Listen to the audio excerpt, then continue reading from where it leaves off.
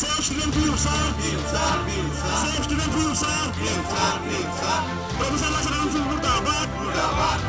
Professor Lakshman Singh Murdabad.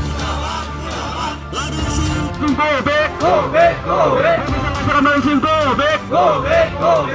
जोंनि नांगौ थार बिजिरनाय नंगौ दिनै माने बड'लेण्ड इउनिभारसिटिनि सिङाव जायफोर कलेजफोर दङ बेफोर कलेजाव दिनै बाक्सा जिल्ला एबसु आरो लोगोसे माखासे दखराफोर लोगो नांनानै 1 घन्टानि धरना हाबाफारि लानाय जादों। बेनि ओंथिया बेनोदि दिनै लाइस्राम लादु सिंहआ भाइस चेन्सेलर लाइस्राम लादु सिंहआ दिनै आसामनि चिफ मिनिस्टारनि भिजिलेन्स कमिटिजोंबो बिथाङा एरेस्ट जाखानाय सासे पार्सन। दाना दिनै बिथाङा एरेस्ट जाखांनायनि उनावबो बिथाङा बेल अर्डार लानानै दिनै बिथाङा माने जिखिनि बड'लेण्ड इउनिभारसिटियाव बिथाङा साख्रि मावगासिनो दङ बिथांखौ होखारनांगौ। आरो बेजों लोगोसे दुखुनांथाव बाथ्राया बेसो दिनै बड'लेण्ड इउनिभारसिटिया बिटिआरनि सिङाव मोनसेल' माने बिश्वबिद्यालय जाय माने हाजार हाजार मुंख्लंनि बिनिमयआव बे बिश्वबिद्यालयखौ माने इउनिभारसिटिखौ जोङो मुलुगसोलोंसालिखौ जों मोननो हादोंमोन।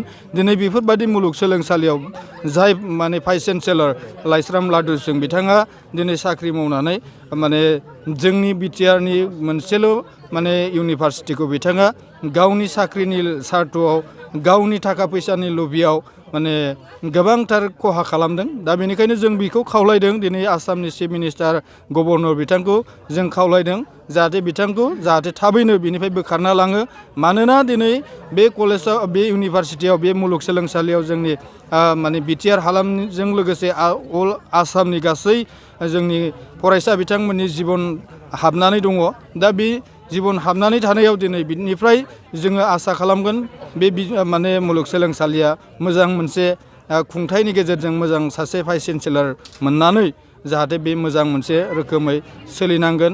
दा बिथांखौ जों मिथिदों बिथाङा सम मथै आनजाद फाथिनो हाया, सम मथै माने रिजाल्ट होनो हाया।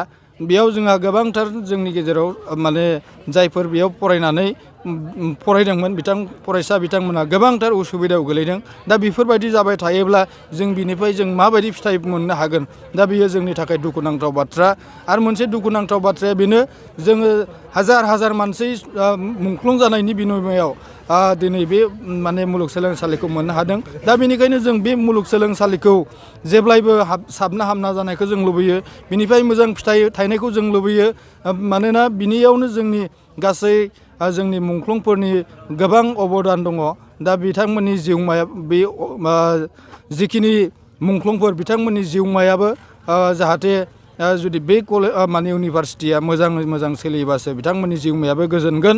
दा बेनिखायनो जों दुलाराय बर' फरायसा आफाद हिसाबै जोङो जेब्लायबो बे कलेजाव बा बे इउनिभारसिटियाव जोङो मोजां रिजाल्ट थायनायजों लोगोसे बे माने इउनिभारसिटिया साबना हामना जानांगोन।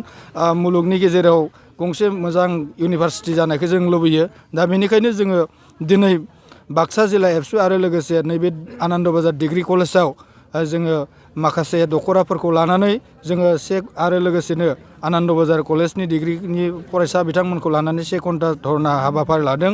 आरो बे धरना हाबाफारिया जोंना जाबाय थागोन जेलासिम लाइस्राम लादु सिंहखौ इउनिभारसिटिनि भाइस चेन्सेलर बिबाननिफ्राय जेब्लासिम बोखारा अब्लासिम जोंनि धरना हाबाफारिया जाबाय थागोन।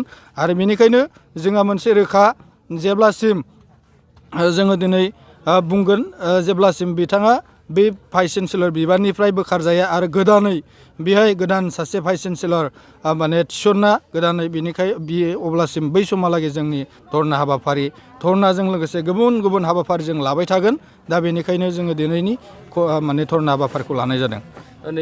नोंगौ माने बिथाङा आसामनि चिफ मिनिस्टार भिजिलेन्स माने माबानिजों बिथाङा एरेस्ट जादोंमोन। एरेस्ट जाखांनायनि उनाव बिथाङा बेल अर्डार लानानै फैदों। दा बेल अर्डार लाखांनायनि उनाव बिथाङा फिन जइन जाफिनदों। दा बेहाय आसाम सरकार आरो बिटिआर सरकारखौ दिनै जों खावलायगोन बिथांखौ मा खारनाव दिनै बेफोरबायदि लाखिबाय थादों। साननो गोनां बाथ्राया बेयाव सोर सासे मानसिया माने सोर सासेया माने बे माने बिथांजों जड़ित जानानै दङ आरो सोरबाफोर जुदि बिथांजों जड़ित जानानै खामानि मावबाय दंबा दिनै जोङो बुंगोन बिनिफ्राय गोजानाव थानांगौ। आरो बे जोंनि नायल' जाल' गंसेल' बड'लेण्ड इउनिभारसिटिखौ जोङो बासायनानै लाखिनांगौ आरो बेयाव सासे मोजां भाइस चेन्सेलर जोङो मोननायखौ जोङो आसा खालामगोन। आरो जेब्लासिम बेयाव गोदानै भाइस चेन्सेलर थिसनजाया अब्लासिम जोङो सोमावसारनायखौ लांबाय थागोन। दा बेनिखायनो बेयाव सोरबाफोर जुदि बिथांजों गोरोबफानानै जुदि सोरबा आसामनि चिफ मिनिस्टारानो जा सोरबा गभर्नरानो जा सोरबा जुदि बिटिआरनि चिफआनो जा जुदि बिथांजों जुदि हेफाजाब होनानै खामानि मावबाय दंबा बेनिफ्राय गोजानाव थानो जोङो दिनै खावलायगोन।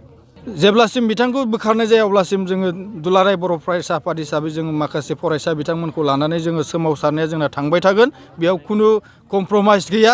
जेब्लासिम बिथांखौ बोखारनाय जाया अब्लासिम जोङो बेखौ लांबाय थागोन। नैबे समाव बेनिखायनो जों बुंदों दुलाराय बर' फरायसा आफाद हिसाबै बिथाङा नंगौ बिथाङा जेथिया सुटियाव दंमोन सुटियाव थाखांनायनि उनावबो बिथाङा माने कलेजाव फैफिननानै सिखाव खामानि मावफैनायखौ जों नुनो मोन्दों।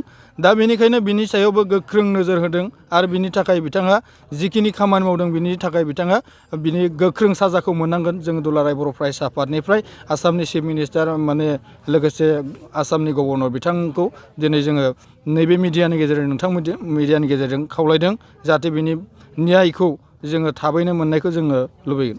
जुदि बिथाङा बे कलेजनि दा बिथाङा बे कलेज इउनिभारसिटिनिफ्राय ओंखारलाङाब्ला जों माने फरायसा बिथांमोनखौ लानानै जेब्लायबो बिथांखौ होखारनायनि थाखाय जेब्लासिम बिथाङा बे इउनिभारसिटिनिफ्राय ओंखारलाङा अब्लासिम बिथांनि थाखाय जोङो माखासे हाबाफारि लालांबाय थागोन। बेखौ सम बादि जोङो समखौ नायनानै बबे समाव जों माबायदि हाबाफारि लानांगौ जों बेखौ सम बायदि मावलांबाय थागोन। बेयाव खुनु माने जा गोनो गोथो गैया।